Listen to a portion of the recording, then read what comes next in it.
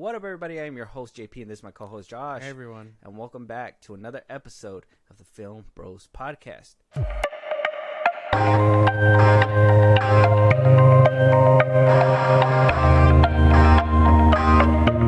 I dragged my feet into this booth today. I know what I know what we had to do, and I don't think I have the strength to do it. Oh my goodness.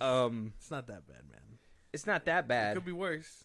It could be worse. Could be the Flash. I just feel, you know what? It's the way that we left the theater and the way that you were talking that makes me feel like this conversation might go interesting a little bit. Because I don't think we're on the same page with everything that we saw. Obviously not. But I think majority vote is there. I want to say. Okay. Well, and like for context, we left the theater last night. We just saw this movie. We left the theater and we were kind of. In my head, I was like, damn, like I really want to talk about things, but I know we have to wait. And then I was just pointing out, like we usually know how a movie is by either if we're talking about it right after the movie, because comparing this to, I don't know, the last movie we saw together, Saw X? Yeah. We left the theater conversating about it and stuff, and this one we were kind of like, well, you know. We were just sitting in the car like, well, the radio works. And then like the worst thing too is that like that fucking glizzy got to me, bro. I'm never eating a fucking theater glizzy ever again. Yeah, no, there's a bad. I don't know what it is. They just don't. The Maya's is different. I think the Maya's is good. Well, yeah, the Maya has like they like steam their buns and all that. That one they just pull it right out of the bag. You just see them in the back steaming their buns. They just look at you and you look at them, make eye contact. They buns is on the steamer. Yeah, they bun in the steamer. But with that being said, I obviously want to start breaking this down. I want to have the conversation. I want to know, because last night we couldn't have it. I was afraid that you're going to know my stance if I talk too much about it. I know your stance, though. You don't know my stance. I do. You don't know my stance. You think you know me, but you don't know me. Don't With that being said, Josh, go ahead and let the audience know what we're reviewing today. Go ahead. The Marvels 2023. Heroes. It's an old-fashioned notion. But the world can still use them. Ready. Whatever it takes. Whatever it takes. We destroyed Thanos. But it's not over. My work is inevitable. There will always be more to finish it. The Marvels 2023. And I know what you guys are thinking. I thought you guys are DC fans. Why aren't you guys doing Blue Beetle yet? We're getting to it. We'll get there. One shit movie after one shit movie at a time. Look, man, the Aquaman comes out next month. We'll be there for Aquaman. We'll have Blue Beetle and Aquaman just for continuity purposes. Exactly. But okay. I was thinking about how we're going to start this conversation and how we're going to go ahead. Obviously, we have the pre-route set up. Mm-hmm. What I want to know is why nobody's talking about the fact that Marvel just fucking blatantly straight up lied to us. Now, if this was DC, it'd be a different story. We'd have people all over Twitter talking shit. We'll have all this and that. And I feel like Marvel's kind of taking a page out of the DC handbook. I think it's getting to the point where and what I mean by like DC handbook is obviously we know what's happening over there. We know that the fan base is split and divided. Some movies are good to some people. Some movies are not good to some people. Some people advocate for Birds of Prey while other ones try to shoot it down expeditiously, you know? And then we got Marvel over here getting to that point because they're making these movies that aren't really hitting 100%. And some people really like it. According to the Rotten Tomato score, it's at a 62, not fresh, but just a regular tomato on the tomato meter, and then the audience score is at an 84%. I don't know who's rooting for this movie, but it's dividing people, right? There's I mean, you've seen influencers saying that, you know, soups and whatnot. Yeah. Get your shit together, Marvel. And then you have other people saying like, what? This is good. You just hate women. And it's like, no, I don't think that's the case. So one thing that I want to talk about is the blatant lie, the blatant disrespect, the blatant just desperation out of Marvel with that final trailer, and this movie have nothing to do with that shit. That final trailer, we saw Tony Stark, Chris Evans, Captain America. We had a brand new line from Thanos that wasn't even heard in Infinity War or Endgame, saying that somebody else was always going to be around to finish the fucking thing. Nothing like that happened. Nothing like that happened. Nobody tried to fucking stop the world. Fucking, she tried to steal atmospheric things from certain planets. And sorry, this is a spoiler review. We'll probably get around to it, but they blatantly lied to us.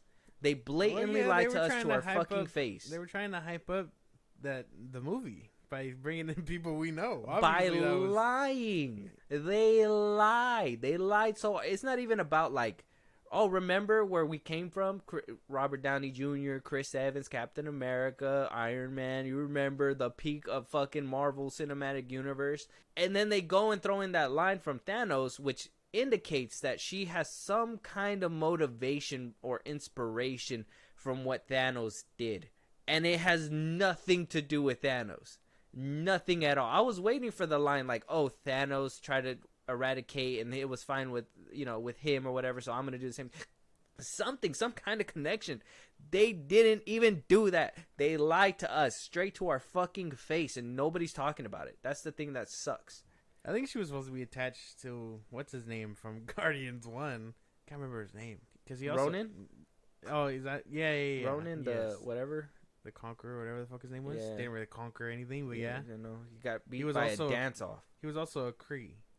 So, I think they're supposed to be related. I don't know. Yeah, because you've seen But the they other didn't say dudes that. with the suits and the blue Yeah. face. And you were supposed to draw that connection, but they don't really say that. So is this just a gender swapped? Could be. I didn't get it. I didn't get her motive. But we gotta dive. We gotta take this one thing at a time. But I gotta ask you, like during that movie, it not connecting to Thanos in any way, that didn't bother you? Oh, Did yeah. that not hit your red flag at all? It like, did because Because when I was sitting in there by the end of the movie, or not by the end of the movie, I think it was when they were in that field after, you know, they let the second planet die.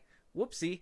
They they had that little heart to heart, and I was Yeah. like, okay, this is where they're going to reveal that she has some part of, or whatever. I'm like, it's kind of weird that, you know, the villain's not here to explain it, but that's fine, you know, let them explain it. Had nothing to do with it. Had nothing. And actually, in actuality, if they would have promoted the actual story and actually put Carol Danvers forward and did the story that they were unraveling, I found more interest in that than the whole movie. Why didn't they make the movie about that? About the Annihilator, who we don't know if she's good out in the stars, but on Earth, she's A-okay. You know what I mean? And that was one aspect I did enjoy, and I was hoping to save that. I liked that they twisted that the bad guy twisted that or whatever. Yeah. And like made her look dark. Like we should get more of that from the villain's perspective. Like, oh, they're trying to do good, and out of nowhere, the good guy who thinks he's a good guy, Daredevil, so on and so forth, Captain Marvel, they're the bad guy in their story. Like, I'd want more of that because she looked kind of menacing right there in that little scene. Yeah. And I was like, okay, like I understand. She was the villain in their eyes. Yes, and I understand that. We should have gotten more of that. That sounded pretty fucking sick. That's that kind of struggle that I felt they thought it was too on the nose with, like, Man of Steel and stuff like that. Where, like, in some places she's this hero, but then in other places she's this villain. She's not a god. She is just somebody who She comes up, fucks shit up. 3 planets. Apparently that planet has been recovering since the 90s or the 80s, whenever the fuck her movie took place. And it took her this long to fucking hatch up a plan? Like, what the fuck? That was one thing that I was sitting in the store in the theater thinking about. Like, this all happened in the 90s. She came back when we're gonna have to dive into that. But regardless of that, just to get the first topic out of the way, you didn't feel disrespected by it? Well, yeah, a little bit, yeah. I mean, did you feel it in the theaters? Yeah, because it felt random, obviously, to put Steve and Tony there. She's not on their level. They could try to hype her up or whatever, but the story says that she's kind of a bad guy. And I was kind of like, well, damn. She does bad guy shit. Like, I don't know. I want to know from all y'all out there, like, whoever listens, did y'all find it disrespectful in the Marvels? Like, that's the question I need to know. Like, did you guys find that disrespectful? I personally find it disrespectful, and I find it hypocritical that nobody's calling out Marvel for this shit. I think a lot of bigger names, I think I've seen like 1 or 2 people talk about it, but everybody else, Soups didn't talk about it. All these shills didn't talk about it. I say fuck Marvel, fuck Disney for doing that bullshit. That to me was the biggest fuck you. And to be honest, I was actually like, I told you on the way over there in the car that like I don't feel that stress and that dread when I go to a DC movie like I do for one of these movies. Yeah. By the last trailer with that whole Thanos thing, the trailer looked great. It looked nice and it hyped me up. I was actually willing to go in there and actually, for the sake of, you know, obviously conversation, like enjoy this movie. And sitting there, it was like, this is nothing that you guys promoted it to be. So how could you guys just lie? I want to know out there from you guys. Let us know if you found it disrespectful. Let me know if you guys didn't like it. Are you guys okay with it? Was the trickery good because you found a gem in the rough? Like, fucking let us know out there. So the cast of the Marvels. Before we go on, we got Brie Larson as Carol Danvers, Tiana Paris as Monica Rambeau, Samuel L. Jackson as Nick Fury, Iman Vellani as Kamala Khan, Zaw Ashton as Dar-Benn, Gary Lewis, Emperor Droge, Park Si-joon as Prince Yan, and so on so forth. We see the returning cast from Miss Marvel, the TV series, if you guys watch that. We've seen a few surprise things that we didn't see in the trailer. Well, fuck it. Let's start diving into this fucking review, man. Higher, further, faster, as they say. Moving on. Let's start with the characters, Josh. We've seen a few returning characters. If you've seen WandaVision, you've seen a returning character. If you've seen Miss Marvel, you've seen a returning character. If you've seen the first Captain Marvel, you've seen a returning character. And if you've seen Secret Invasion and the rest of the Marvel Cinematic Universe, you're seeing a returning character. If you haven't seen some Disney Plus shows, these characters are new to you. And they only decided to give that development and really tell you about their past to Miss Marvel, Iman Vellani, to be honest. They kind of touched up on photons, spectrums, whatever, but they kind of played it off as a joke. And I was just like, well, that's fine, I guess. I mean, that's okay. Character-wise, I think Brie Larson did a good job this movie. I don't think that when she was on screen that I had an issue with her. Well, no, she was good. I really, even the first Captain Marvel. Yeah, I think she's always been solid. I think she did a little bit more emoting and a little bit more emotion in this one, she wasn't so like hard as the first movie. So there's a little bit there. Iman Vellani, I hear everybody saying that she seemed excited to be there and everything. I personally, I like some of her performance. I didn't like some of it. There was some of it that felt like, oh yeah, she's too new for this shit, and then there was some of it that was like, okay, she's genuinely excited, and that's really seeping into the movie. So she was kind of on unsteady ground. I think that they gave her a lot to do in a movie that wasn't supposed to be hers, but she did what she could, and I think by the end of it, she prevailed. Nick Fury, using him as a gag after coming off a Secret Invasion, fucking weird. But I will say, I did like him in the movie because he made it enjoyable with the comedy that he was doing. Yeah, he was funny. And then we get down to Tanoia Paris. Recast. She fucking sucks. That's not gonna happen. She fucking sucks, bro. I was watching every single time she got on the screen, man. Every single time. She fucking sucks at acting. She is terrible. She I don't know what it is, but she always talks in the same tone every single time. And I don't know if she's upset. I don't know if she's happy. I don't know if she's mad. I don't know what kind of reaction we're getting out of her. Recast. I think they need to recast her. She's not a good actress. They're not gonna recast her, man. That's big thing. That's not gonna happen. That's crazy. They did it with Don Cheadle. Well, yeah, might do it with Kang. Those are completely different circumstances. She's not doing anything other than her job, whether it sucks or not. I'll get some dirt. I'm gonna annoy her so bad in public, she's gonna slap me and I'm gonna press charges. I'm gonna be like, oh, she's an abuser. Oh my god, aggravated. No, but I mean, I felt the same way. I liked Carol Danvers. I thought she did really well here, a lot better than the first one. Miss Marvel, I thought she was cool. I didn't have a problem with her. She was cool. She made me laugh. She had really fun moments. I really do think that she was the highlight of the three, if that makes any sense. Mm-hmm. But yeah, the Photon, whatever the actress's name is, I thought she fell short. I thought for sure that that like she was the like the lackluster one, and in a movie full of like a lot of things, you know, comparing to Samuel L. Jackson and all these other people who've kind of been probably doing it longer than her, I think. Oh, and obviously Imani, who hasn't. What do you call it?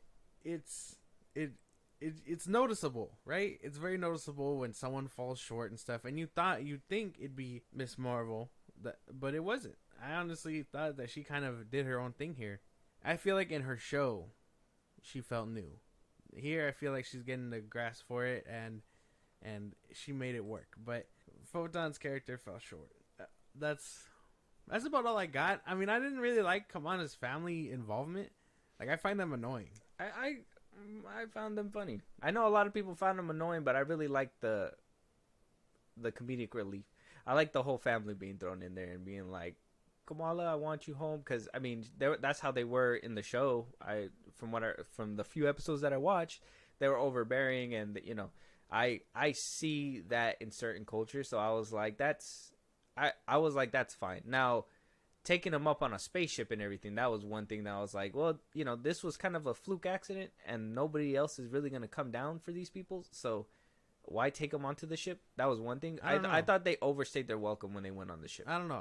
I thought they were kind of just overbearing. Like, yes, the scenes where they were in their house, obviously they're gonna be there, but like other scenes where we didn't really need them, I was kind of like, damn, I really find them annoying. I don't know what it was. It's kind of like if Peter was like, or Peter Spider-Man was like constantly had Aunt May on his neck or whatever, and it's like, you don't want to see that, you know what I mean? And I understand Kamala is like different and stuff, but she has to operate without her family there, because I don't want to have to watch Avengers, her do her thing, and then her family like, go Kamala, like, you know what I mean? Like, I don't want to have to see that. Towards the end, we'll probably see that. I mean, you could tell. I think they're setting up the whole letting her go thing, because towards the end of the movie, you know, they hug her and they were just like, you know, we care about you, and then, you know, go do your thing, just make sure you come back, whatever. Like, I think that's the arc, is that they're gonna go from overbearing parents, and then eventually they're gonna become that gag where it's like, okay, bye, all right, bye, and then people are gonna laugh and be like, well, didn't they give a shit like a second ago? Maybe, yeah, maybe. I think that's the route that they're gonna be going with them. I do think that they did overstay their welcome by taking them up to the space station and all that nonsense. It didn't really. Any phone calls could have been made from home. What I didn't understand was, why did they focus so much on that black guy, the one who was like, oh, in the ship. I don't know. Like why was he so significant? You know what I mean? Like, was he supposed to be someone important to Nick? Like, why was he so there, other than to be like a scientist or whatever? Well, he was in Andor. I remember him in Andor. The Cursed, Corella, the Great. I don't know. They did put a lot of emphasis on him a few times, huh? I kind of assumed that he was like gonna be the new Agent 13 or something, or not her, the new Maria Hill kind of thing. Maybe, but even then they didn't. I don't know. I just thought it was random. Actually, it was funny at the end when he's like, when he helped everybody get in the cats, and then at the end he was just like, "All right, it's my turn." And he just kind of like jumped back and got ate. Spoilers, like I said, spoilers. And I know we kind of forgot to talk about him or her, but we're gonna talk about her, the villain. Yeah. We didn't forget about her. No. We just choose to forget about her. What's her name in this fucking movie? Dar-Ben. So we got Dar-Ben, who honestly, I was hearing that her acting was terrible. I don't think her acting was terrible. I think the few times that we did see her, she did her best. But I think the few times that we did see her wasn't enough. They tried to make it seem like she was the big bad in the movie, but then also trying to make it seem like Carol is the big bad in the movie. And it was just like, so who is it? You're giving more in-depth talks with Carol than with actual Dar-Ben. And then when you eventually get around to exploring that past that the two took, it was just, and she knew. She knew, like, she's the one who told the story. So you knew who she was. You knew that this has been a brewing, and you did nothing about it? For however long? That movie took place in the 80s. If you were a real villain, you should have probably just dealt with her right then and there. She already was under the rubble. Might as well just, That's what I was thinking. I did not expect the ending to go. I know that's jumping the gun, but I don't know. I felt she was lackluster, villain wise. Her acting was fine. I didn't really have any nitpicks about it, but like as a villain, I felt it was kind of just Yeah. it was missing something. Yeah. Some like oomph. Like it wasn't good. I feel like this movie was heavily edited. I feel like she had more scenes that they took away. I don't know why. When I was sitting there, there was like a whole, I think it was the gap where like, I think it was the gap after they basically were confessing everything. I felt like there was a little bit more that needed to be said, and it seemed like they were just like, nope, third act, we gotta get to the third act, we gotta get around the corner already. Let's just.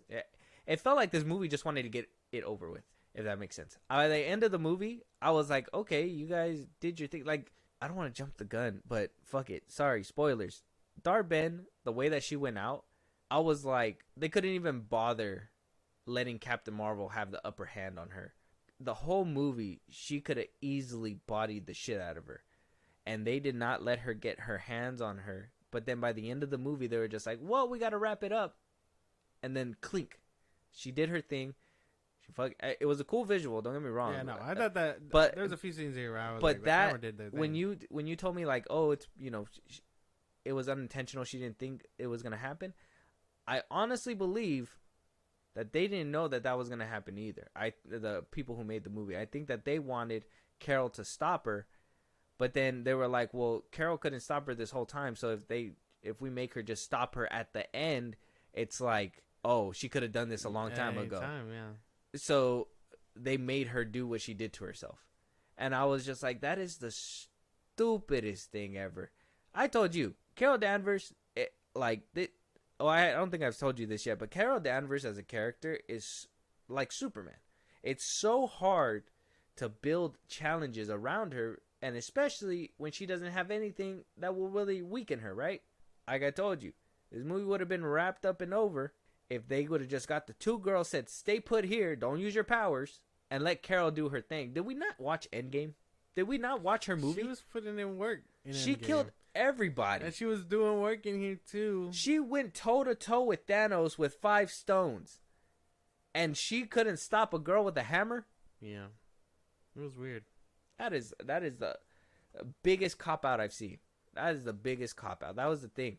That whole like piece could have been really like well done if we got her POV again, and it was like, I don't know, say Carol was wailing on her or whatever the fuck, and it's just her visualizing like the Annihilator or whatever, and then paint Carol as the bad guy. That probably would have benefited so much better. And then when she dies, she's like, okay, she's doing it in the name of the fucking planet. I can't remember what it's called. Right. And then that's what I thought they were going for. Yeah, and then move on. But no, she was not supposed to die, I don't think. She kind of just exploded, which looked cool. Like, I feel like that was like the biggest money shot you could get. And they put it in the trailer. Yeah.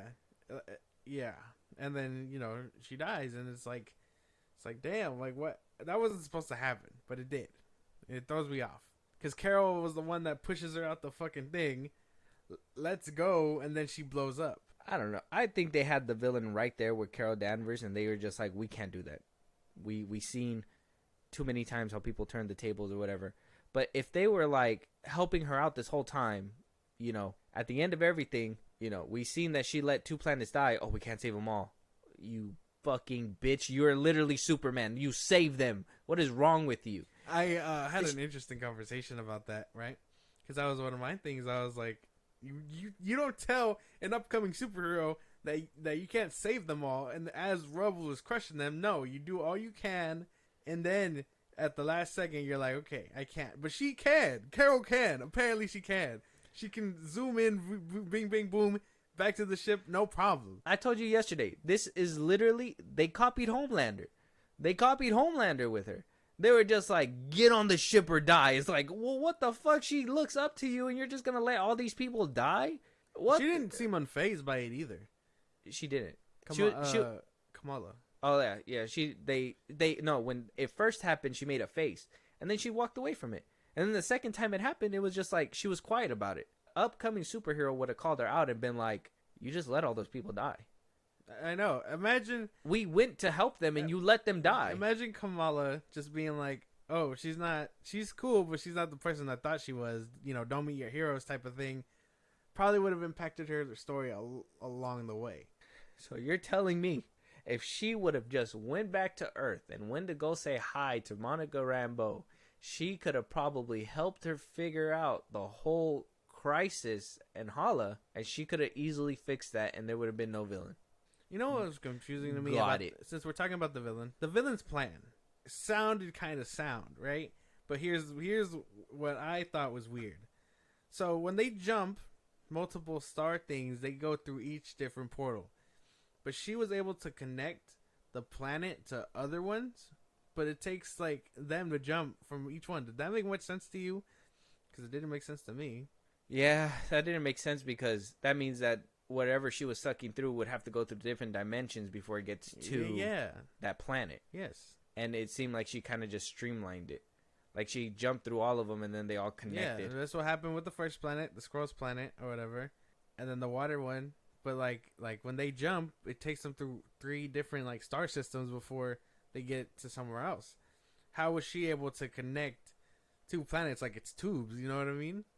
I don't know. I thought that was weird. That one was just convenience. Yeah, basically they were like that. That's basically what I took it as, that they, and I think that was one of the only things that made it make sense, that she was able to jump through all that. But then at the end, when she gets to her destination, her beginning jump ends up with her last jump. So her beginning jump's Hela, her last jump is this one. All the other dimensions basically crush, and it's one hole like this. You know what I mean?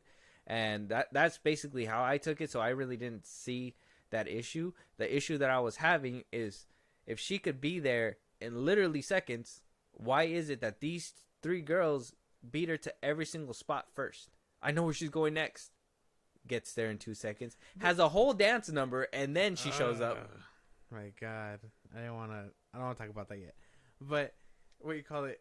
That's my thing, though, right? Because that's convenience too. She was just like, "Oh, she's targeting all the planets that mean something to me." How would she know that you were married to that fucking prince, or that Earth or whatever? Like, what's the correlation there? She been giving me tabs ever since she came down to the planet and destroyed it. Didn't make much sense to me. Like they were trying to generate friction, and it wasn't working. There was no friction. Other than the fact that she was the annihilator to them. Her being the motivation to stop her would have hit 10 times harder if that was the case. Not trying to bring back Hela. Carol is Thanos. Dobrin is RDJ.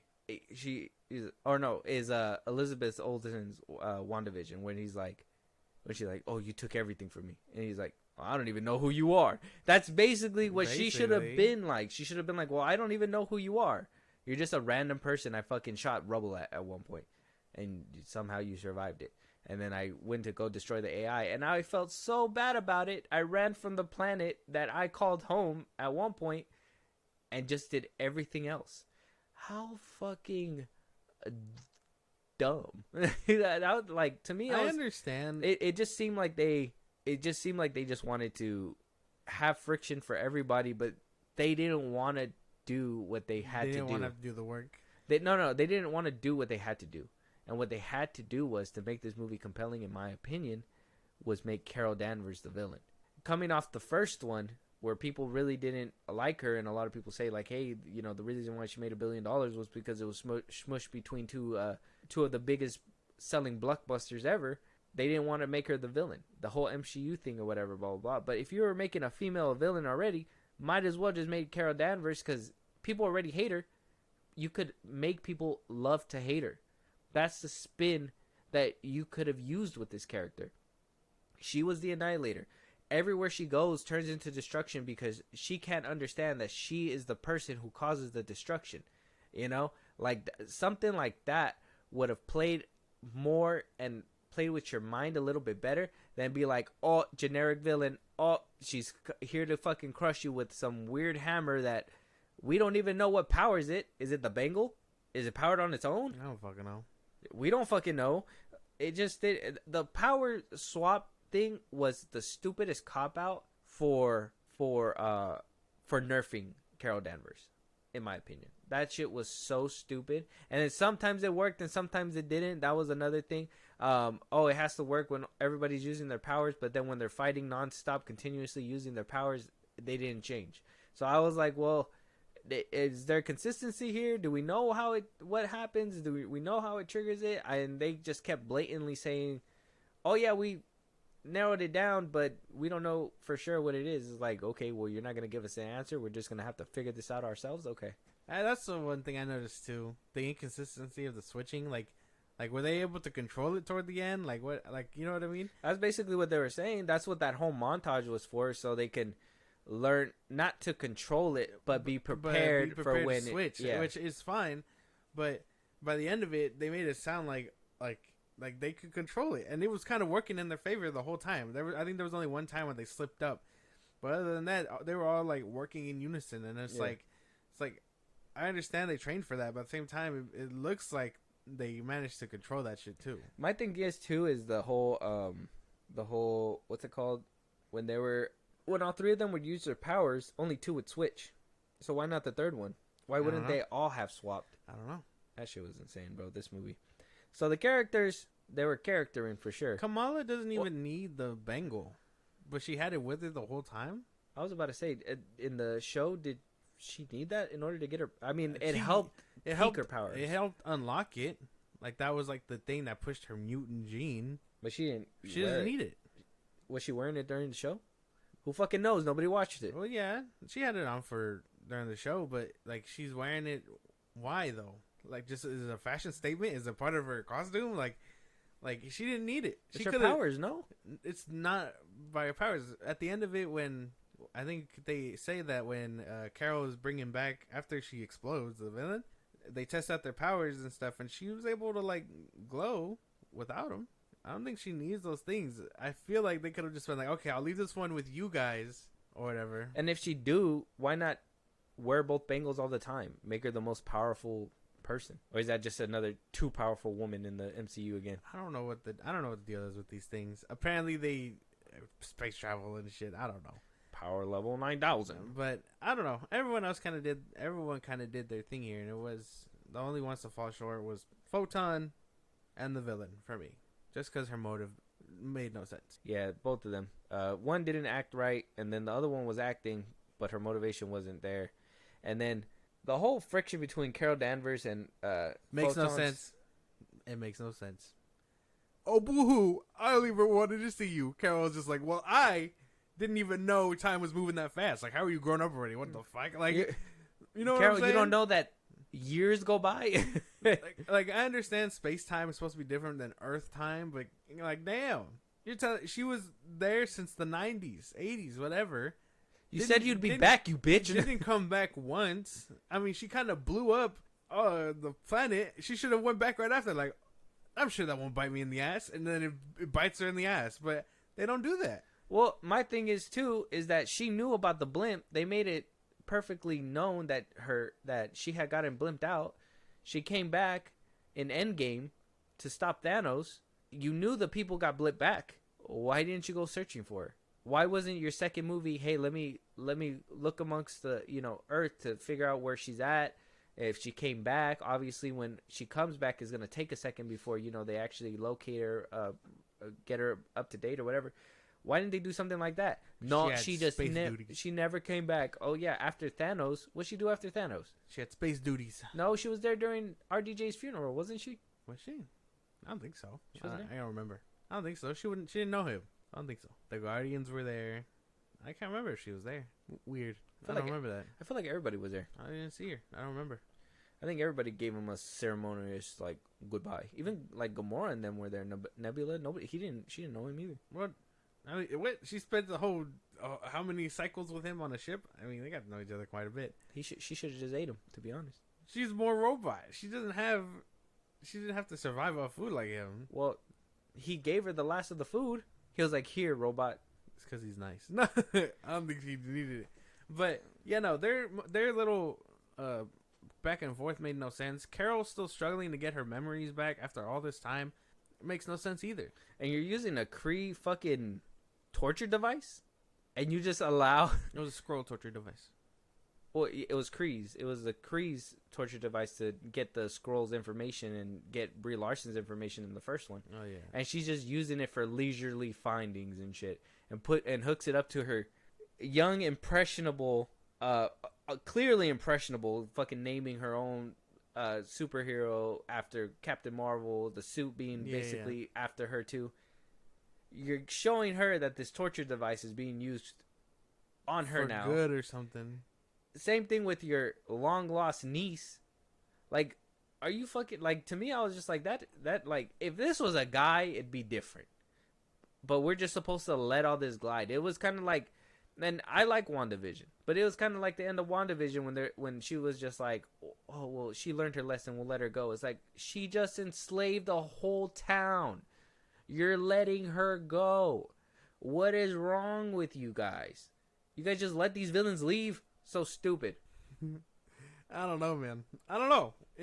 I just know that this didn't make much sense. She was upset because she hasn't seen her in forever. Carol was kind of like, I was just scared to come back. And like, well, that could have been cleared up with a phone call. Yeah. Nick Fury, go find my niece. I need to have a conversation with her. I like how Nick Fury's wife wasn't in this movie at all. Oh, yeah. Oh, yeah. Didn't they go to space together? That's why, yeah. She Oh, was yeah. there with him for a bit. He just dropped her off at Earth a few months after the trip and was like, all right, I got to be in a movie without you. Goodbye.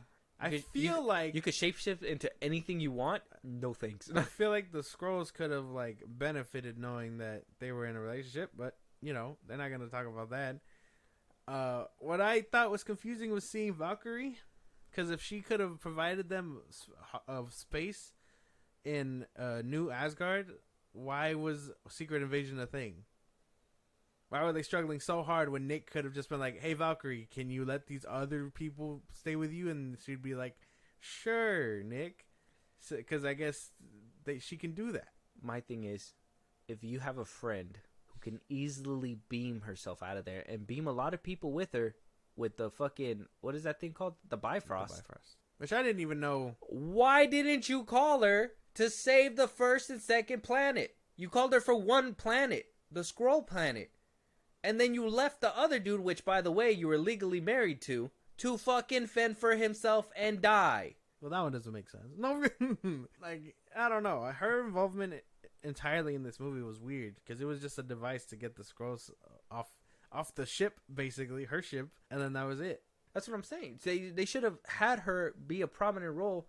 Like, hey, we're going to talk to her, and every single time it's time to evacuate. She's like, we got space, but not that much space. Like, we have enough time to conversate. I want to protect you guys, but to be safe, Valkyrie's here to take everybody out. And when they come down here and they show you that they're not willing to negotiate, we're going to help you and get you out of here too. And then when they find out, oh, you know, Darben's not actually here to help. Okay, everybody's already gone. You've saved them all. Same thing with the singing planet. They just kind of left them to die. What kind of hero is this?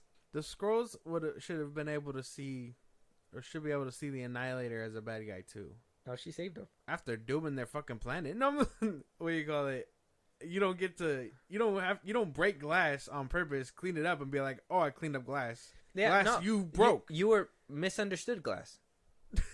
I didn't know you were an actual nice piece of glass. She goes back. So she goes to Hamas, and she heals the sun. Restarts it like a battery. Like they said. Stupid. And then whatever. And then all is forgiven. They all cheer like, yay! Like she didn't blow up your planet how many years ago? The Annihilator saved us, but she left us like this since the 90s. Yeah. We lost our blockbuster here. Yeah. What the fuck you, Carol. That's stupid. But yeah, no. It just, a lot of these things didn't stick, and it didn't work. And I don't know. It's very noticeable.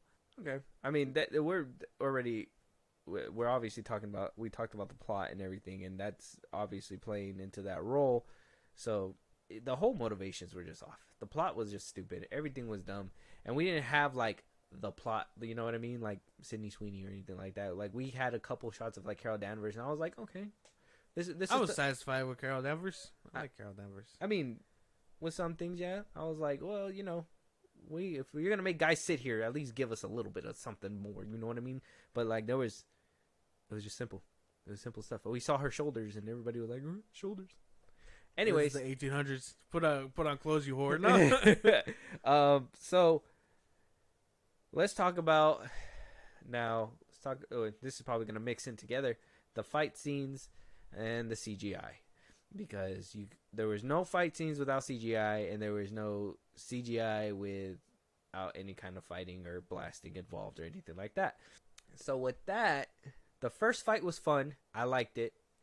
That was a Skrillex song they played. Yeah. That first fight was fun. I enjoyed that one. The CGI for Kamala's powers is so bad, bro. So bad. Like, why did they give her this power when she could have been just stretchy? But the powers they gave her look so bad with CGI. It is insane that they are still going down this route of giving her this, like, Green Lantern type powers. If you guys can't even make it look right, and why are you guys making it crystally? You guys are just trying to make sure that it's not, like, copyrighted or something. Who the fuck knows, man? Who knows? There was probably 2 shots here that I really enjoyed in this whole movie, and it wasn't like they were simple and satisfying. The first one for me was the one where Carol is coming out of her ship and the camera's like under her and you just see her silhouette with the star or whatever. But that was cool. That was one shot where I was like, okay, that looked like it had some effort into it. And then the chick blowing up looked pretty cool too. Like, I just like how the camera was on her for a second. She glowed. Yeah. Fucking, she glowed. Glue is the thing you eat. Well, you don't. But we're gonna have a conversation about that later. Off the podcast, you shouldn't be eating that. But what you call it? She glowed, and then that shot looked like it had a lot of effort in it too. But other than that, it was a lot of like tasteless CGI or whatever.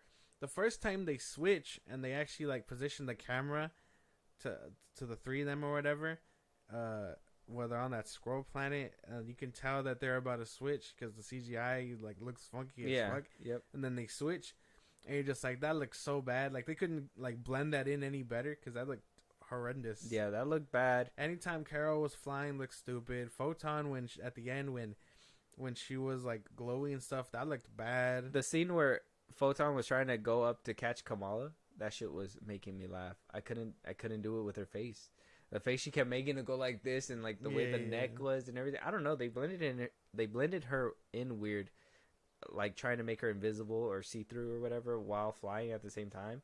And I was just like, this is so that garbage scene. That I know they tried a lot, but that garbage scene where she kicks the dude behind Kamala's family or whatever, it's all slow mo. She phases and then kicks the dude. That looks so bad. Yeah, I was like, man, it's terrible. Why couldn't they do good shit here? Like, fuck. I know it's hard to do that whole phasing thing, but yeah, they could have done something. Hey, man, Kitty Pryde was able to do it in the 2000s. We like it ain't that hard. Yeah, but she wasn't flying at the same time. She was just running through. She didn't have to fly. She was doing a kick move at that point, technically. And it's Kenneth Pryde now. What? Kenneth. No, the character is Kitty. No, it's Kenneth now. No, that doesn't make any sense. He's a Kenneth. But yeah, the CGI was horrendous. Everything that mostly was in here was bad. Even like the scenes where it was supposed to make you laugh because the cats were eating the people, the CGI was bad on the tentacles and everything. I still thought that shit was funny. It was fun. Spitting them out was funny. I think eating them was kind of dumb. I think that one scene where like she's around the corner and then like you see the cat there. I think that was kind of funny. Spitting them out was funny. They just land and you just the guy eating the picnic is like, I gotta get the fuck out of here. That scene was funny. CGI wasn't good. I mean, you basically hit every nail when you said your piece, but there was just nothing good. Even like the transformations, they just fell flat. There was a couple of them that actually went hard. There was a couple of them that they really tried on these scenes, but then there was a few of them that was like, why didn't you guys try a little bit harder with this one? Yeah. The flying was horrendous. Why they didn't just put her on a wire and just like they used to, like Zack Snyder does with Henry Cavill. You know what I mean? Like that made for realistic fight scenes, and for them to just be like, oh, it's okay, we don't have to put her on wires, just CGI her. It's all good. The body doubles is good. It's like, no. Not if you guys are going to be moving all robotic like that. Like, a couple of the flips look like it took a second for her to flip when she's supposed to be, like, super fast, you know? What it throws me off is how is Kamala Khan such a good fighter? That was one thing, too. Where she literally came off of Miss Marvel. When she does that move when she's on the ship with Fury, like, she jumps up and then Slides. twirls on that guy's back and like flips him. I was like, she learned from Black Widow. Like, what the fuck? How is she such a good fighter? That was one thing too. The development wasn't there. You guys literally said that she is just starting, and then she was able to fight hold like her that. own against a bunch of people. And then one thing for me that I was like, nobody gives a shit about, when it was just them two standing together, and it's like, oh, there's this kid out in space and nobody's saying anything. They're just like taking their precious time. Like, you were just fighting these bad guys that were trying to murder you, and you're invincible. This is a kid who just got her powers, and she's not invincible, and you guys aren't trying to get her back? Like, what the fuck is wrong with you? I think the one time where they actually made it a point to do that was when they jump off and Carol comes back and is like, don't talk to them, and then like takes her away. That was funny, and I was like, that's what you guys should have been doing this whole movie, is protecting her, acting like she's the child, protecting her, and it would have kind of made for a resoluting moment for her where her parents are babying her, superheroes are babying her, Nick Fury's babying her, and now she has to be her own person by the end of the movie, and it would have made for a more powerful moment. But they just kind of were like, nope, fuck that noise. Her development should have started honestly there, and then again, that probably would have hit home if she was like mad at Carol or something for letting those people die, traumatized that she saw those aliens die. This is her first time in space, witnessing other life forms. She should have, at some point, The only thing she was been surprised very upset about was it. about a cat eating people. But Yeah. you weren't scared about blue skin. She was just like, "Oh my god!" That scene was actually funny. Like, I know they put that in the trailers, but That's the reason why it wasn't funny thought that by shit the was time funny. it got around, because they put all the funniest scenes in the trailer. I like the scene where they're falling, and Nick is like, "Oh, never mind, it's Carol." Yeah, that shit was That funny. scene was funny. When he hit the floor, it's like, oh damn. No, it's never mind. It's just Carol. It's like, fuck. Like, she could survive that. What I thought was weird though is that she was able to fly back, no problem. Who? Carol. Fly back where? After the fact. To Earth? No, to the planet, Oh yeah. the Scroll Planet. Well, she could fly anywhere. Well, yeah, but why? How? If they were switching and stuff. By the end of the movie? No, fool. Oh my god, did we not watch the same movie? No. I'm trying. In the beginning, when they're still like swapping powers and stuff, right after that scene, Mhm. both of them are on the lady's ship, the Bender ship, and she's like, "What are these two supposed to be?" And he's like, "Oh, they're associates of Captain Marvel. She was here, and then she disappeared. Now these two are here." And then she was able to fly all the way back, no problem. Yeah, that's what she does. She shouldn't have That- been able to fly back if their powers are I acting think up. you're complaining about the wrong thing. The thing is that she's able to fly that fast through space, and she couldn't come visit fucking Photon. She was able to fly back, no problem, but they were having trouble with their powers. That's why, because they weren't using their powers. After they swapped, they were standing there, and I mean, you could probably be like, well, she was using her powers when she did the little eye thing to see the shit coming out of her bangle, the light or whatever. All inconsistent. Yeah, Doesn't but make sense to me. But she's able to do that. That was one thing that I couldn't really nitpick on, because she's been known to be able to fly through space and get to places fairly quickly. That's why Every planet is breathable for humans. Isn't that kind of weird? that was one thing too. I was like, she was just able to go on the moon. Yeah, or whatever space rock they were on. Whatever Yeah. the fuck. Like, she was just able to breathe. That was my thing. I was like, she should have not been able to breathe. Carol Danvers, that's different. But Well, Photon yeah. and Kamala, like, Kamala, even when they were on the planet of the fucking the singing or whatever, like every planet is just my thing breathable. is the beginning when they switched and she was in her spacesuit. I was like, everybody switched with their clothes. Kamala should have been in space suffocating. She shouldn't have jumped out of her spacesuit. But, Oh, yeah. But they were like, oh, killing a kid Photon- on screen. Well, yeah, because Photon jumped out of her suit. She was out of her spacesuit. So yeah, she was in the undergarments of the spacesuit, like the wiring and shit. And when she was in space, touching the portal. No, when they all teleport the first time, she lands on the moon or whatever, the space rock, Monica, and she's in like the stuff that astronauts wear under the spacesuit. Oh yeah. So like she jumped out of that, but yeah, she was. I guess you're right. She was able to safely like just teleport into the The spacesuit. suit, yeah. They're like, oh, we can't kill Kamala like this. I would have thought they could have done something like that, and she could have actually showed off her powers and crystallized around herself or something. But I guess still no oxygen in the sphere, huh? Yeah. So that was one thing. I was like, yep, that would have totally killed your character. But you guys, plot armor. It is what it is. CGI was horrific. Fucking the fight scenes were decent, because I think the only real like glorious fight scene was the first one, which was all over the trailers, and that was like the funnest one. And then You get to the singing planet. That one was kind of whatever. And then you get to That was so stupid. the final battle, and that one was like, Yeah, it was. we knew what was gonna happen. We were just sitting there like, anything okay. crazy. Let's talk about the world building. I want to talk cinematography, but I want to talk world building first. How do you think this movie sets up the MCU as a whole? What makes you did it make you excited about the MCU moving forward? Did you feel something different with the way that they tried to world build in this movie? No, not really. I mean, everything was basically cut and dry. Nothing had last turning. What is the word I'm searching for? Lasting effects. It There you had go. no lasting effects. Thank you. Yeah. It had no lasting effects, and that was what I thought was weird. Like they started sucking off the moon. I mean the sun. Pause. They started sucking off the sun. And what do you call it? And it was like, and then they were able to recover like that, like nothing. Earth.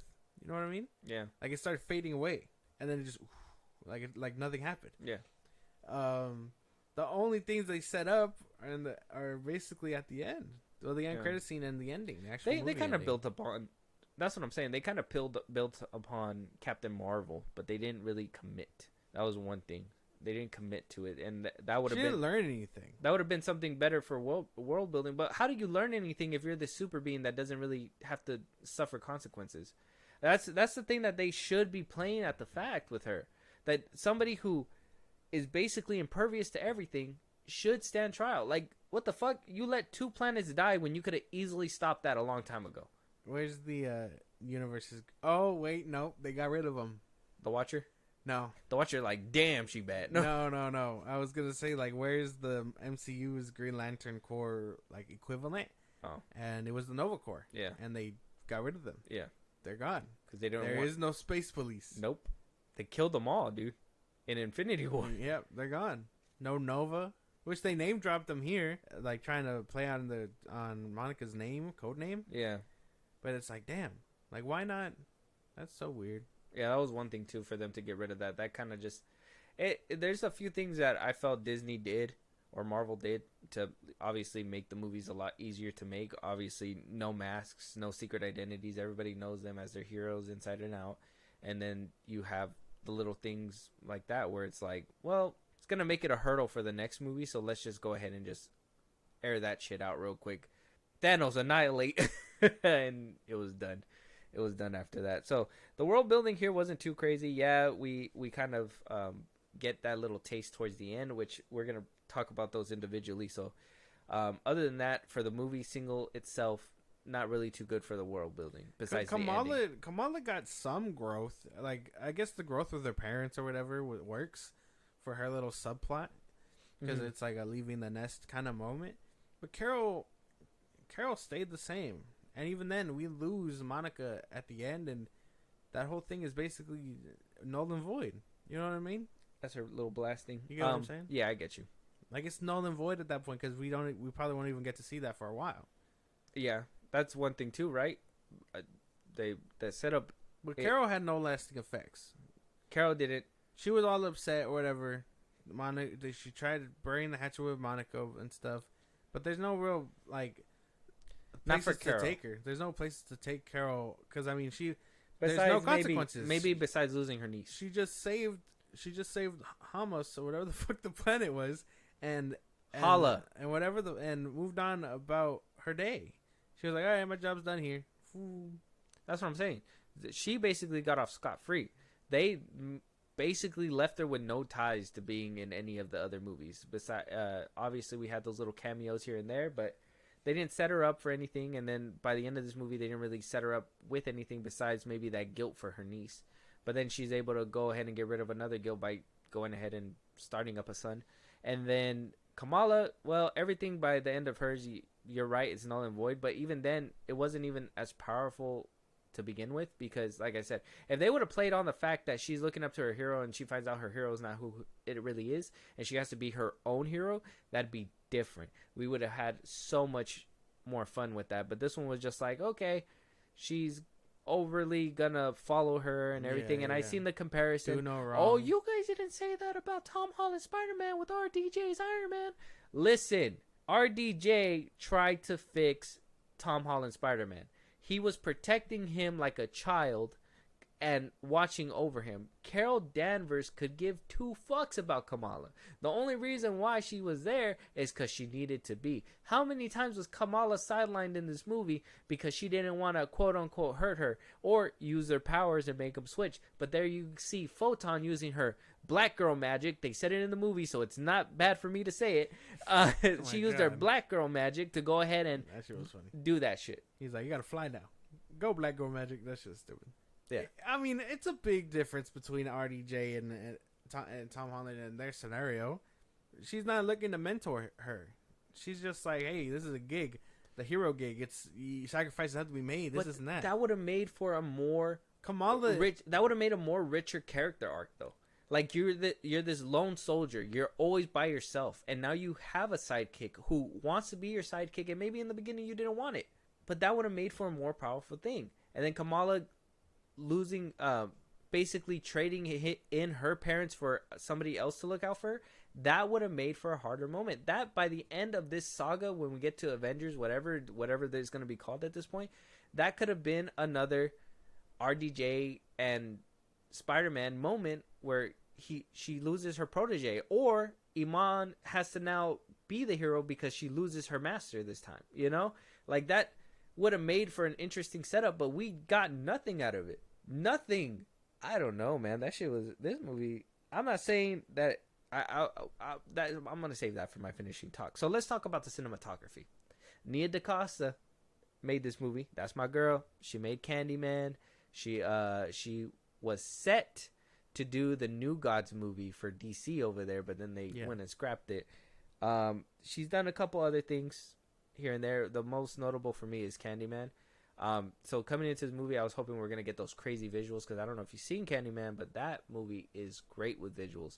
I personally thought it was a great film for her too. Mm-hmm. I know some people had some contingencies with it, but you know, who isn't? I thought some of the scenes in this movie showed that she was trying. A lot of the camera work was showing that she was trying, and then we got a lot of stock footage from Marvel. Like we just got a lot of nope, we got to reshoot this fight scene, so this is how we're going to shoot it. When I felt the first fight scene was the funnest because it felt untouched, and it felt like that was her vision. You know, the camera movement of like following Kamala when she was doing that move, that impossible move that you thought she was going to do, and you know, it goes from the ground up and then it comes around and boom. It was like, that's a cool shot. Like that whole slow-mo. Now the CGI couldn't keep up, but I mean, like at least they tried. But there was a lot of cool shots. That ending scene where, you know, when she burst, that was cool. When she was trying to stop her, that was pretty cool. I know you did the singing scene. It rubs a lot of people the wrong way, but the ocean and the colors and the bright colors that were coming out of it was really nice, and that was kind of like her signature thing. The space scenes were great. The Skrulls looked pretty nice in this movie too. The way she movie budget would do. Yeah, the way that she kind of like showed them off. I know they stay Skrulls whenever they're with their people, so it kind of sucked that we couldn't see movie budget shapeshift them. So I guess that's an L in itself, but we'll take it. That was one thing for me too. If the Skrulls were like afraid of humans, as soon as they saw Valkyrie, they should have all switched. That was one thing that I was just like too. more for like, hi Paul, I'm Paul. Yeah, like they should have just turned into people, in my opinion, because that would have at least showed that, you know, the things that happened during Secret Invasion fucked them up, you know. Like, oh, they're paranoid, so now they can't be seen with their green skin because she looks human. And then, you know, she could have came up and had a little bit more of a depth moment and been like, hey, you know, I'm Valkyrie, I'm from Asgard, you have nothing to worry about, whatever. And then, you know, have that heart-to-heart with Carol and then go their way. There was a lot of stuff. If you would have just gave a little bit more context, it would have made a different story. But they just, like I said, this movie just couldn't wait to be over. But what do you think about the cinematography? I feel completely different. Maybe the first fight scene was pretty good. That was like the only one. And then everything else felt weird. A lot of it had overcake CGI. A lot of it was trying to be something, just another movie product or MCU product. Again, I think the only two shots that looked like they had real effort were that space one in the beginning with Carol. Yeah. And then when she blows up, the Bendar. Yeah. Like I just like the way it looks. She like pushes her, the camera expands, she gets purple and colorful, and then the big she like hangs there, like lets you sit there for a second before she like blows up like a kind of like a nuke bomb, and then the ending happens. But other than that, I guess those 3 scenes are probably the only ones that I really cared for. That like I think had good like camera work and stuff. I think you're sleeping because there's a couple other ones. The one in space was cool. It seemed like they touched up the one from the trailer where she has a goose on her shoulder and stuff. It didn't look as bad on the big screen. Oh, I thought it looked the same. No, it didn't look too bad in the big screen compared. The moon planet, though, there were some scenes that seemed reshot because of the whole volume. I think they were using the volume in this movie or something, or green screen, whatever it may be. There was a few scenes there that actually was okay too. And yeah, man, I don't know. Nia DaCosta, I hope this doesn't cost her job or something, but this is like, shit, it's not really doing anything. Yeah, it didn't really do anything for her career. But at the same time, too, can she blame this on Marvel? Is this a Marvel? I'm sure she will. Oh, well, she already kind of started to, somewhere but down like, the line. Will she double down and be like, hey, no, like, I made her double down. Like they really fucked my movie over, Release the DaCosta cut. No, it's fine. No, I don't need that. I'm good. I'm good. What if this movie is that? What if this is the Joss Whedon to Zack Snyder's Justice League? What is this? What if they're like, you know what? We're gonna put out the original vision. Let us know which ones you guys like better. And this is their first director's cut that actually does something crazy. That's a big if. You're assuming this is the cut of anything. Yeah. Why'd they have to reshoot it in the first place is my thing. Test groups. Okay. Yeah, we're getting to the point. I think we're getting to the end here. So I'm going to give you my closing argument here. And I want to hear your closing argument. And I want to respond to what you just said. Because I don't think that's true. I think there's a director's cut out there, and I think there's a movie that was better out there. Now, I think what Marvel did was they got scared. Because this movie was trying.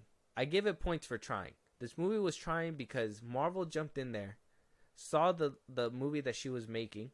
I'm not saying that her movie could have been terrible or it could have been good. I'm saying that she was making a movie surrounding what has been previously happening in the MCU up until that point. Then it got to the point with reshoots and everything because of the backlash that was happening with Marvel, MCU, woke agendas in there. Some people say. Just a clarification, we don't say that shit. Yeah, we like women, so yeah. Dialogue is bad. You could tell that they reshot and did a lot of different things to try to add a little bit more depth. But then in doing so, they were like, well, the rest of this shit's not going to make any sense. So they had to scale back.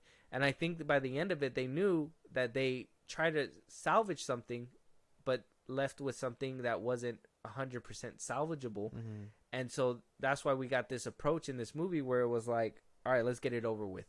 Let's get it done. Let's get out of here kind of thing. And so this movie doesn't hurt too bad. It just mostly like hurts that the desperation and them trying so hard really made them miss. Mm-hmm. It wasn't the desperation like DC had with the Flash where they're like, oh, get everybody and their mamas to fucking promote this movie, and it completely fucking sucked. This one they were like, no, come watch this movie. You guys are the fans. You guys built this. Look, remember Steve Rogers, RDJ, remember all these people? You guys are fans. Yeah. Come watch it. Come see what we're doing different. We come in. Obviously, we're going to shit on this movie because it wasn't the best. But I was able to look past the bullshit to see that they were actually trying in this movie. They are like, I don't know what it is. When I was watching it, it didn't feel like, and you know how I feel about some of the movies. Black Panther 2 actually was garbage to me. Quantumania was garbage. Fucking Volume 3, I guess that was passable. And what was the other one that came out? Another one. No Way Home was passable too. Yeah, that was cool. I feel like there was one more movie. Oh, Black Widow. That shit was garbage. So it's like, this one seemed like they were trying. It didn't seem like they were just throwing the universe away. It didn't feel like they were just like, oh, we're going to put out whatever we're going to put out and you guys are going to like it whether or not. It looked like they were actually like, we hear you guys. We try to fix it. This is the best that we were able to do. And with high expectations, the best isn't good enough. where we're at. Well, yeah, Marvel's expectations are obviously higher. Well, I don't know. Like, I thought there was some scenes that it was trying. Maybe there is a product of Kevin Feige's dirty ass hands coming to play with the fucking movie. Maybe there is something out there, reshoots and all that involved. I don't know. I just feel like there was a lot here that could have been done better, from cinematography to acting to story. Obviously, I don't know. Like, I'm not like, it's not the worst thing, but it also is no like Iron Man 1. So, like, you know what I mean? Yeah. Like, it's a very, like, this is what I mean. Like, it's not something to be shit on. Same, I think this kind of goes with the first one too. Like, the Captain Marvel and the Marvels, they're not perfect things. They're not the next coming of MCU movies where it's like, oh, here's the wave, you know. But it's like, these are a decent watch, and you can tell that they're trying to cook, but they're getting hate because, I don't know, women, agenda, whatever the fuck political view people have nowadays. I don't know, but like, they're decent movies. They're not the worst thing, because we've seen the worst. Black Widow. Oh, the worst is Black Widow? Guardians movies. I would have thought you were gonna say that, but well, yeah, they fall in line. What's another, like, Quantumania, like, the movies like that are obviously bottom of the barrel. This one doesn't even begin to be bottom of the barrel, but it's not top shelf either. Mid shelf for sure, I'd say. So let's give our review. Let's give our number first. Well, we're not even done. No, we're gonna talk about the post credit scenes.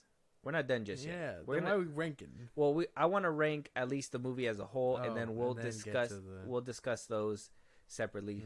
I don't think they really brought a lot to the table, and I think the second post credit scene, or the first one, whatever you want to call it, basically doubled down on that, and we're like, yeah, no, our CGI is fucking dog shit. So we'll talk about that right now.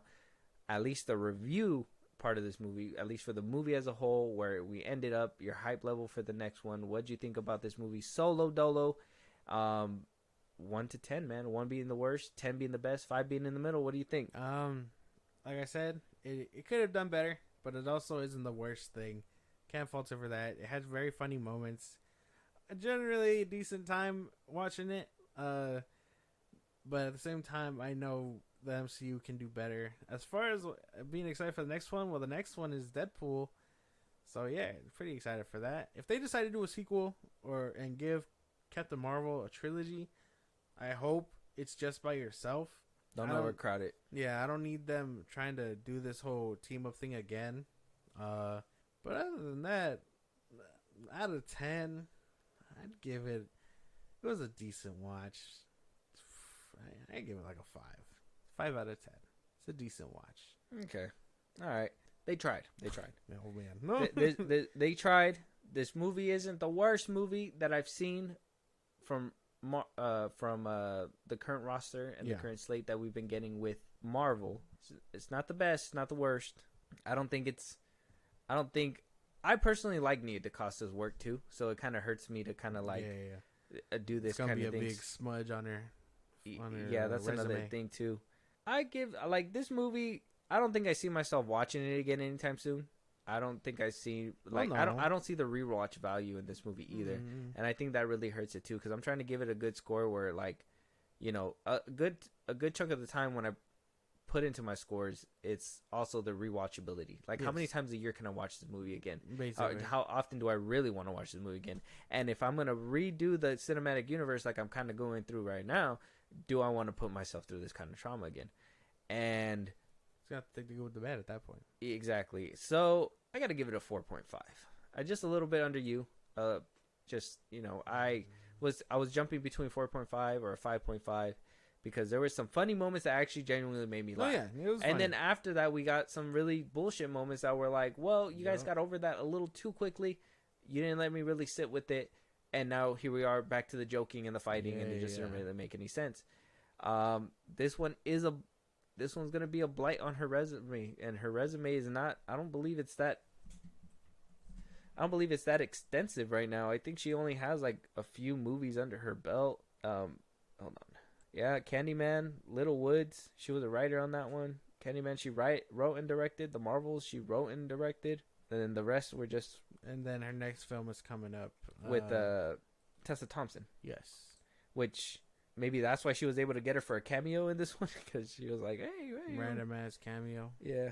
4.5. I would put Captain Marvel higher than this movie. Oh yeah, I would think so. I think if they said, "Hey, you want to watch Captain Marvel or the Marvels?" Captain Marvel. Women, I'm like, I would have Neither. Been, I would have been like Get this Captain dead with Captain face. Marvel first, Yeah, Captain Marvel. and then and then a few movies, and then the Marvels. You know, Yeah. let me watch the Zack Snyder's DC trilogy first, and then I'll get to the Marvels.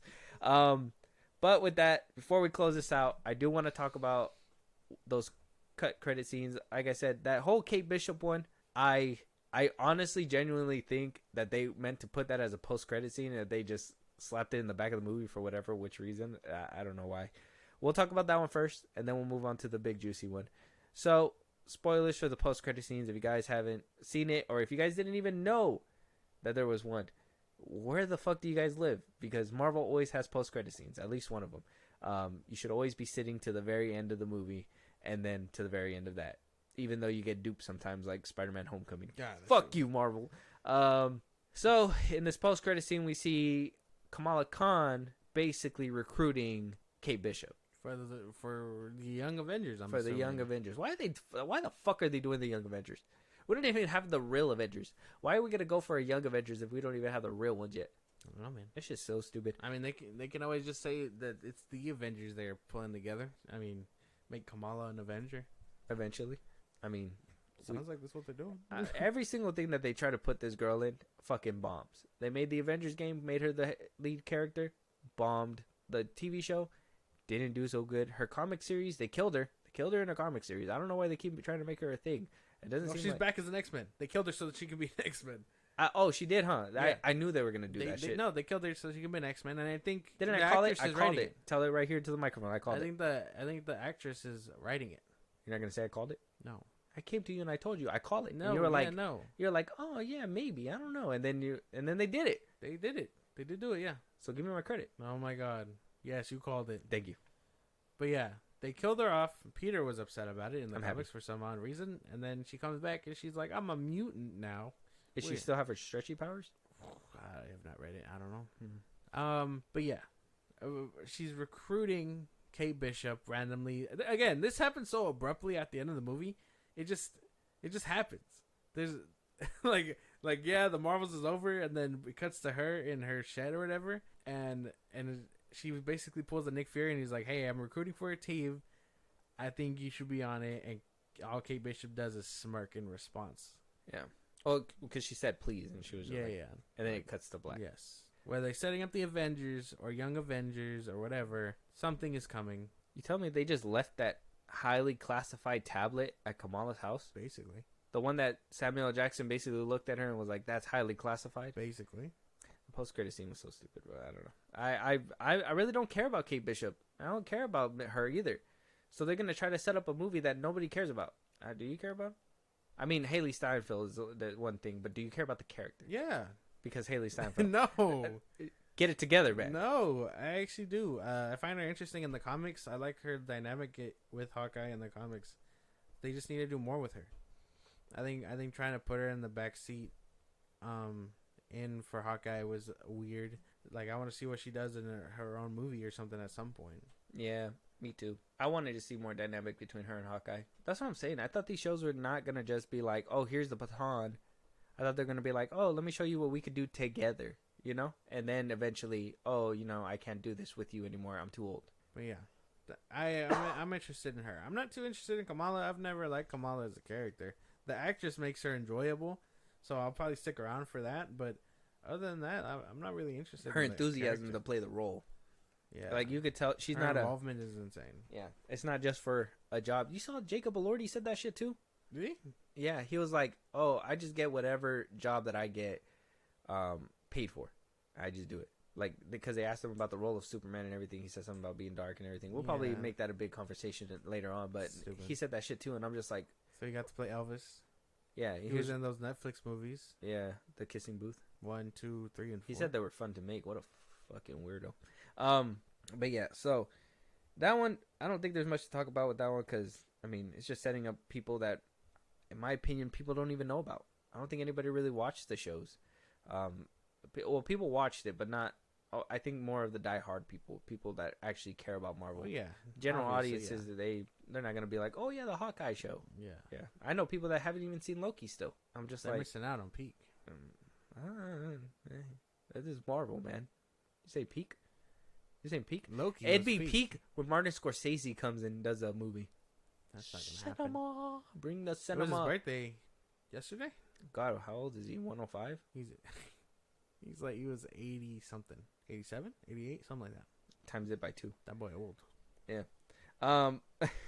But then we get the final, what I think is the big reveal, but kind of left you walking out scratching your head and being like, how excited are we actually? Was the mid-credit scene. Like I said, I think the Marvel one was supposed to be at the very end, but somehow editing-wise they did something weird, and then we get that mid-credit scene with spoilers. So if you don't know, you don't want to know, don't listen to this, but spoilers. The end of the movie, we see Beast, played by Rupert Gilroy. Way to set the scene, man. And then we see... Oh, sorry. Okay, you want me to say the whole scene? Okay, so Monica wakes up from a coma after being on the other side of the portal. She wakes up. She sees her mother. Her mother is confused as to who she is. She's freaking out because it's the first time she's seen her mother. Remember, in the movie, she got blimped in the 5 years that she was gone. Her mother had passed away from cancer that had regressed. She sees her mom. She's all confused. And then next you know, Beast walks in, basically gives her vitals, says that she's XYZ, and her mom stands up and turns out to be, who the fuck is she supposed to be with her costume? X-Men called Binary, something like that. Okay, so she's binary in the X-Men. Yes. Okay, so she is part of that team. Yeah. Then you see Beast walk out, and he's played by I think that's his name, Rupert Gilroy, who played him in The OG movies. The OG movies, yeah. The OG X-Men movies. Big reveal. Interesting enough. Are we what are we doing here first? Are we talking his look? Are we talking what it sets up? You know what? I'm gonna allow you to go ahead and start that. Okay. Well, this is what Kevin meant when he said we'll see them very soon. But I mean, we haven't seen them technically, right? I mean, this is in another alternate Kelsey universe. Grammer. Kelsey Grammer came back. Oh, okay. That's the name. Well, we haven't seen him. We haven't seen them in the MCU. We've seen them from an alternate universe in the MCU. You get what I'm saying? Yeah. So they're not in our timeline yet. Binary being Monica's mom, I think that's... I told you yesterday that they got to get rid of that actress. You don't like her?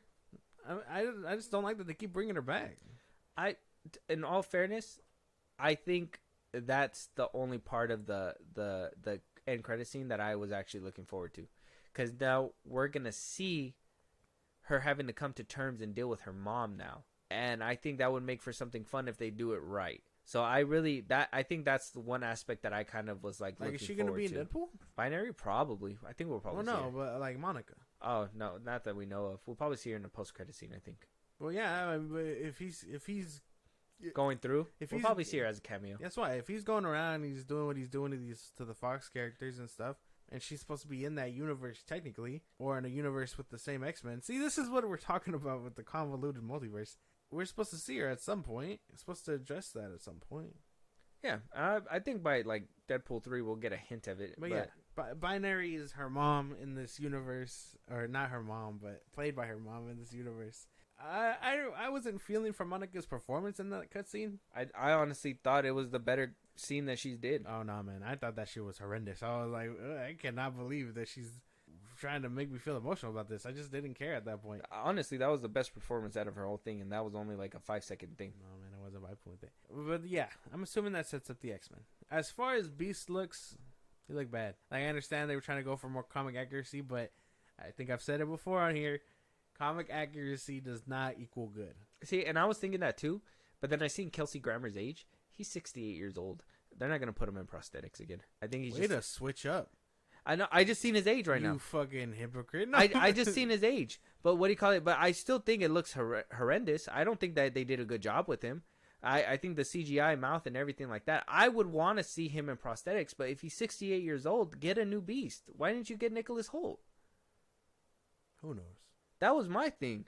It's like, okay, you're going to bring back the dude that did Beast pretty good. I liked him in X3. But let's be honest. Who really remembers that movie? I like that he was a diplomat. Not a lot of people liked that movie. I like that movie. I know. I do too. I like the scene in the forest and everything too. I like when he cuts off his arms, like, grow those back. Yeah. That's cool. But, You said... yeah. That's stupid. So bringing Kelsey Grammer back, being his age, they shouldn't have done that. Now that I've seen his age, and though the CGI is horrendous, I understand now why they did it, and that's because he's old. So I can. It's not because he's old. It's because they wanted comic accuracy. That and because he's old. 100%. 100%. If they could have put him in the prosthetics and he would have looked as young, and he would have been like, you know what, Marvel's cutting me a check. Let me do it. He would have probably did it if he was younger. But I think because of the fact that he's older, they were just like, it'd be easier to CGI. I wonder why they chose him. I know, over Nicholas Hoult. Well, no, but I mean like Beast in general. Like I wonder why they went with him. Oh, he's a science guy. Duh. Come on, man. And then Charles, I mean, we just seen him recently. He said his name. Yeah, he did. Name dropped him. Yeah. Yeah, that whole CGI scene was horrendous. His mouth was barely moving. It was bad. I think the only thing that really got me excited about that was seeing the X-Men door. Like, it reminded me of the old X-Men. Yeah. So that's when I was like, that's where the nostalgia played with me. But seeing Beast, I was just more like, look what they did to you, my boy. Yeah. Look what they did to my boy. They slaughtered him. But I mean, they set up the X-Men kinda, but I don't know how. They introduced them. Yeah, I don't know how they're gonna play a part. Again, multiverse shenanigans. I just don't know how they're gonna play a part in the next movie or whatever. Because I imagine this is just another thing down the pipeline that we won't see until Avengers or whatever. No, well, Deadpool 3, we're going to see X-Men. 100%. I don't know how often we're going to see X-Men throughout this multiverse saga. We should have been seeing them since the very beginning. When we thought we were, they decided to pull a Ralph Boner on us. Anyways, we should have known that the shit was taking a turn when we seen that. But I think they're laying down the groundwork for something that people aren't excited for. Maybe. I think they're laying down the groundwork for something that they feel like they deserve, but they don't understand that, you know, a clean track record can get fucked up. Well, yeah, but I mean, Deadpool and Wolverine sounds like it's gonna be a. But why? Yeah, but why are people gonna go watch it? Because of Reynolds and Hugh Jackman. Deadpool and Wolverine. That's gonna be the big draw. But we're gonna expect them to be how they were outside of this universe. If they don't meet that criteria, you know how many people are gonna be rated revolt. R. It's gonna be blood and stuff. Okay. What do you mean okay? What is okay? What is the beef, stranger? Like, I don't. Let me see. There was blood in Morbius. Was there blood in Morbius? There was blood in the Suicide Squad and torturing. Fuck that movie. Yeah. Does that make a movie better?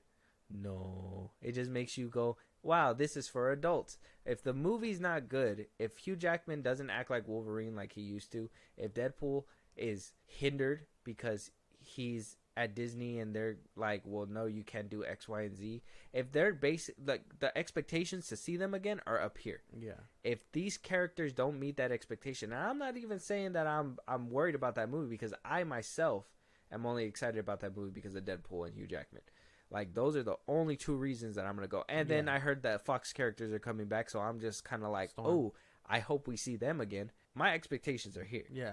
But when was the last time we had our expectations high? Multiverse of Madness, Doctor Strange. We thought we were going to get this multiversal fucking crazy shit. We thought we were going to see some new worlds. We thought we were going to see Doctor Strange doing some shenanigans. What the fuck happened? Left a lot of people with some bad taste in their mouth. Yeah, I see what you're saying. So, I mean, there's some expectations for that movie. There's pressure on that movie. There's pressure on every one of Marvel's movies. But what I'm tired of is this fan base going, we're back. It's Joe Over. We're back again. Nah, it's Joe Over times 2. Joe Over. It's That's like, so stupid. It's like there's no middle ground. Like, can we have a mediocre Marvel universe where, you know, your expectations can be like, well, they made another movie, so it's good? Or are we there with the Marvels? Mm-hmm. I guess time will tell then, wouldn't it? Oh, damn, you sounded like a Hogwarts character. Time will tell, wouldn't it? All you needed was your little pipe. Ain't a little hobbit. Spark my gun. But, I mean, yeah. Are you excited for the X-Men? Probably not. I think after what we saw, I think what you told me last time, you were no, huh? Not anymore. Not even after this. I'm not excited for the X-Men, the Fantastic. I don't want them to touch any property right now. I'm so worried, and I'm doing my Marvel rewatch. The first phase was magical, bro. I like. How do you recapture that bottle again? How do you get to that point? You don't. You peaked. They peaked. They peaked with Infinity War, and then gradually we just been coming down. And a lot of people were saying like, "Oh, we're starting from the beginning. It's gonna take some running speed." Okay, I'm down. It seems like we're on a fucking treadmill. Like we're not gaining any speed. And right when we're about to run, we're getting exhausted, and we're just so like, we gotta slow down. The first phase ended with an Avengers movie. That's another thing. The second one ended with an Avengers movie, and the third one ended with 2. Yeah, that's what I'm saying. But we haven't had an established team or Avengers at all. That's one thing that we thought we've already. Well, that's what I thought we were already at. Okay, we already established the team. They got rid of the Sokovia Accords. How do we expand on that? Fucking get a new team. Show them getting their ass whooped every once in a while. Show that they aren't big enough. Find out that there's X-Men around. Find out that, mutants just never popped up on anybody's radar. They've been living in the shadows. Bring them up. Get a full fucking team ready for that actual Avengers movie at the end of Phase 4. Show them winning narrowly and gaining up to that big bad king. Oh, I'm really waiting for them to show the mutants and just be very racist toward them. I don't know why. You think they're gonna do that? I mean, I would imagine you can't exactly do mutants and not have that kind of thing. That's basically what they are, huh? They're supposed to be that minority thing. Yeah. Like, oh, yeah, it's all part. You guys are a bunch of freaks. It's all a part of Charles and Magneto's like clashing. Yeah. So I'd imagine they played on it. I don't know how heavy they're gonna play on it, but I'd like to see that. And then, yeah, I imagine the Avengers are just like, we gotta work with mutants, and like, I don't know, Rhodey's like, ugh, mutants, like you know what I mean? Like they just deliver that line, the show would be crazy. It would actually make me laugh so hard. It'd be hilarious. Don Cheadle's just, ugh, mutants. Like, fuck. Like, who are you? Oh my god. Don't touch me. With that being said, though, I guess Deadpool 3, we're excited. Yes, but we're gonna have to moderate our expectations at this point. Yeah. You excited for any of the shows coming out? Echo, Agatha. Echo. I think Echo might be the only one. Okay. This movie didn't get me excited for anything. Actually, I still gotta watch Loki season 2, and I'm hoping that washes the bad taste out of my mouth. It's so good. You gotta fucking. You gotta get on it. Put it away, guy. It's cinema. Put it away, guy. It's cinema. Put it away, guy. It's cinema. Oh, You're swinging it. You're not understanding. Get on that already. Did Martin Scorsese do an episode? No. Then it's not cinema. Okay. Anyway, no. With that being said, we want to know what you guys think about the Marvels. If you guys seen the post-credit scene, reach out to us. Let us know what you guys think. Are you excited to see Deadpool 3? Are you guys excited for the MCU to tackle the X-Men? Josh, let them know where they can talk to us, give us a movie to review if they want to support us in a big way, and when we get our live streams back up, if they want to catch a live. Twitter, TikTok, Instagram at FilmBros Podcast. We post new episodes or advocate us up there for any news or movies you want us to cover. Buzzsprout supports in a big way. Link is in the bios of the socials I just gave you at FilmBros Podcast. Supporters get special perks and shout outs on episodes, so we recognize you for helping us out. Be a part of the conversation every Saturday and throughout the week when we set those up again on Twitch at FilmBros Podcast. Listen to us anywhere you get your podcasts at FilmBros Podcast. And then subscribe to our YouTube at FilmBros Podcast. Take a shot for every time I said at FilmBros Podcast. With that being said, we will talk to you guys on the next one. Talk to you guys later. Higher, further, faster.